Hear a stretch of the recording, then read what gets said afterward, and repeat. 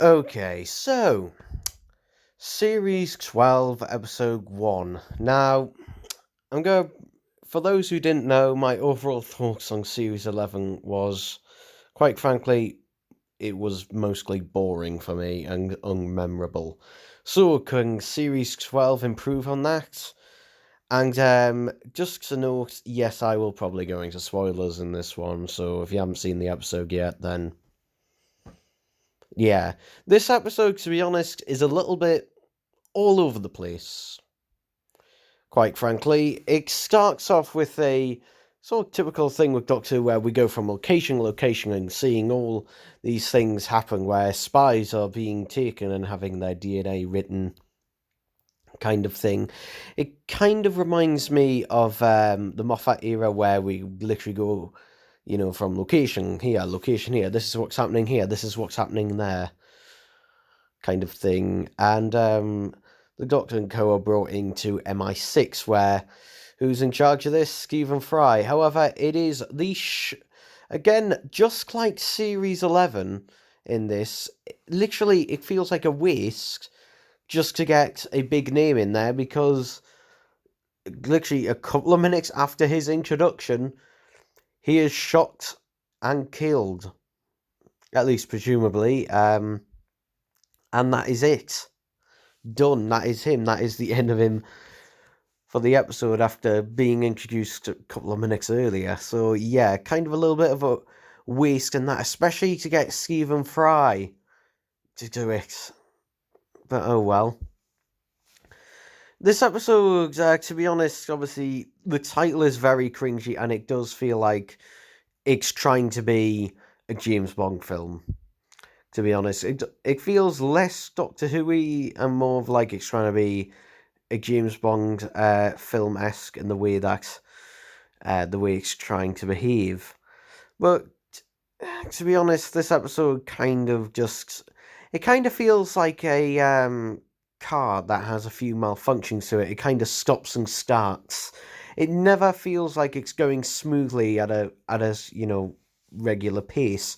Because 1 minute it's throwing a load of stuff at you, and then suddenly it's slowing down. It kind of reminds me of Resolution, actually, where we have all the action stuff with the Dalek, and then we have the thing with Ryan and his dad.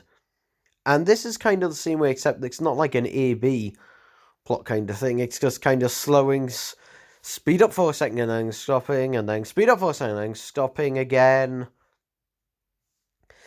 Yeah, to be honest, I mean, obviously, I can't fully judge my thoughts on everything about this episode until the second episode comes out, but to be honest, I feel like you could have cut at least 15 minutes from this episode. At least 15 minutes.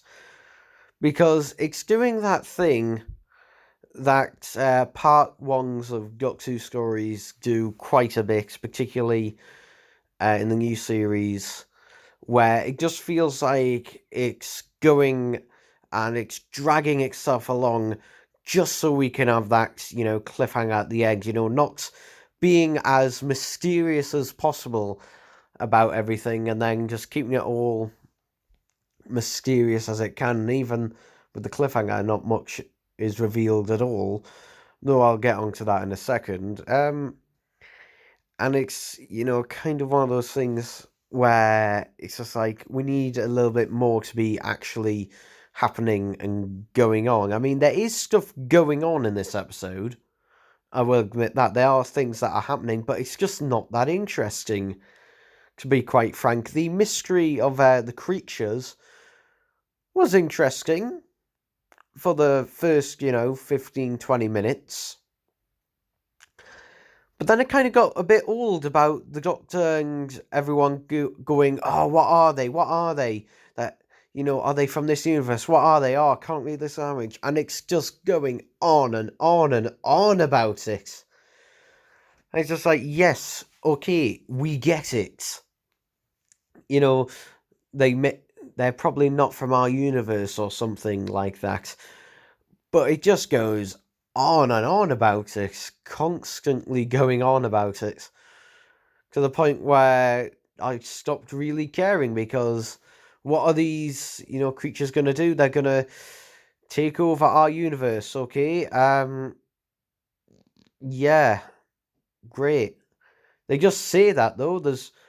We don't know what exactly they're gonna do. What are they gonna kill people? Are they gonna take over? Don't know. Because to be honest, the stakes just it feels like the stakes are there, but only in words. It's like me saying I'm going to kill you, but unless I come at you with a knife or something, or try to actually show that I can carry out this task, then yeah, you're just gonna point and laugh or just move on. To be honest, because if you don't, you know, show that there's an actual threat there, then what's the point? I mean, you see a few of these, white creatures in there, but they don't really do anything. They're not threatening at all. They're just kind of there. Yay. And they rewrite people's DNA for reasons. Again, this may be all explained in part two, but the problem is that part one has just left me feeling a bit underwhelmed as usual with the new series. And a problem I did notice when watching this, and it's a problem Series 11 had, and oh boy, it's back here, and it's the music. Not that the music's bad. Quite on the contrary, some of the tracks are decent. The problem is it's played at a blaringly loud level. Yeah, I said this last time, but turn it down a bit. Like, you can't really, get an impact of any scene where the music is just blaring it out at you, saying, yeah, you're supposed to feel this. I mean, people thought Murray Gold was unsubtle with his music, but Jesus Christ, this is taking it to the next level. I mean, the music can work fine if it's just played in the background. The whole point of background music is you're not supposed to notice it, but it's meant to enhance the mood, not determine the mood. But anyway, let's talk about the cliffhanger, the big reveal at the end. So, big spoilers in 3, 2, 1. Hey, the Master's back. Yeah, the Master is back this time around, and I'm gonna reserve judgment on him until we see him in the next episode, because the reveal isn't until the end. And to be honest, I can't remember the name of the actor playing him, but through most of the story, you think that he's a different character because it's the Master going undercover. And to be honest, I really enjoyed his performance as this character who had supposedly met the Doctor once in the past. But now, when they become the Master at the end, I was getting little hints of, maybe they did do their proper research with this, but then it just went a bit all mad and nutty at the end. And to be honest, I don't know, like the laugh he does and the clapping of when he claps his hands and that, it seems less like the Master and more like a little kid or generic bad guy kind of thing. But I'm going to reserve judgment until next week. And because, to be honest, his screen time is so short in this. It is so short. So we'll see what, he's like next week. Because because it also could be whether it's down to also the direction, but also the writing as well. We do get a mention of the tissue compression eliminator in the map, which is quite nice. I do like that, but we never see it. Unfortunately, it gets mentioned and we actually get shown, a shrunken person. But yeah. Hopefully, the design, if they do have a tissue compression eliminator, hopefully it doesn't look anywhere near as bad as the design of the sonic screwdriver. Yeah. But, other than that, yeah. Because the thing is, like, Michelle Gomez, actually, after I did that video on on my favourite Masters, Michelle Gomez has actually risen up quite a bit, actually, past Johnson, to be honest. and that was thanks to listening to her on Big Finish. To be honest, she do. It all depends on, a lot of the time it is the writing, but also direction. So we'll just see if this new master will, be there. But the thing is, though, this episode also has some of the Series 11 tropes, which are pure cringe. Like the 13th Doctor mentioning how, oh yes, rather than saying that she's regenerated, just saying, oh yeah, I got an upgrade. And things like that, which just make me go a bit, ugh. And I know someone out there is going to say, oh, you're sexist, you're misogynist, you're a Nazi. Yeah, whatever. When you meet a real one, please tell me, because I'll be fascinated to find out that you actually survived an encounter.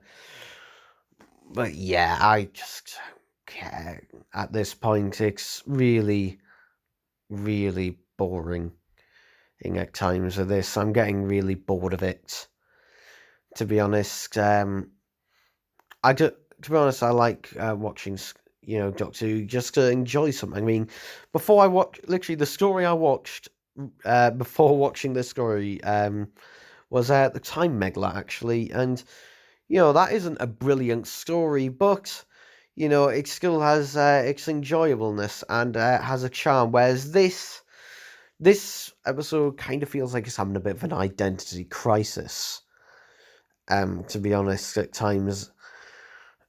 And I could see the same about the Chibnall era as a whole, of it really knowing what it is. It was clear, though, that some of the things I've been taking on board about the complaints about Series 11, some of them, for example, in this episode, I wasn't as bored as I was for most of Series 11. Though I did still get bored. I still did, check my phone every now and again just to see how long we've got left on the episode, particularly towards the end. So, yeah, that's another thing. And also, something I haven't mentioned there, this is the first episode since the end of time, which part 2 came out on New Year's Day 10 years ago. Wow. To actually be called Part. Have Part in the title in the new series. So yeah, that's something. But at the moment, do I think, this shows signs of improvement over Series 11? Slight. And slight is slight. But I will reserve judgment, and to be honest, I think I'll have, to be honest, if it wasn't for that cliffhanger ending, I was debating not even bothering doing this video, because to be honest, I just felt like I couldn't have the energy for it, because I didn't really think of much to particularly talk about with this one, quite frankly, because it was just a whole load of, ooh, look at this, ooh, look at that. Great. Which is, somewhere on the Moffat era as well, of the whole, ooh, it's a mystery kind of thing. So, yeah. I can't go rambling on at the end of this, but, yeah. Let me know your thoughts below on this. Again, this is, not a review, essentially, because this is just my initial thoughts after just watching the episode. And that, will my thoughts change after watching the second part, which is coming on Sunday? So all those rumours about it, being on a Saturday time slot again, on Sundays. Yeah. Also, to all those people who think Series 11 did well and Series 12 is going to do well as well, all I can say to that is, take a look at the Blu-ray sales. Compare the Series 11 Blu-ray to the classic series Blu-ray box sets. And you'll have the answer there. Anyway, that's it. Bye-bye. I think.